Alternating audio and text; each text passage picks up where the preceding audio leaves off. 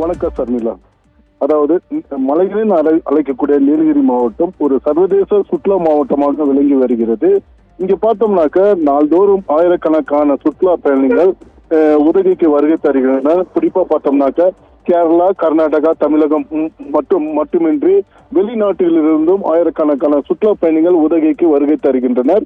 இங்கே வரக்கூடிய சுற்றுலா பயணிகள் உதகை அரசு தாவரில் பூங்கா, தொட்டப்பிட்டா மலை சிகரம் மற்றும் படகில்லம் போன்ற பகுதியில் கண்டு அவர்கள் ரசித்து செல்கின்றனர்.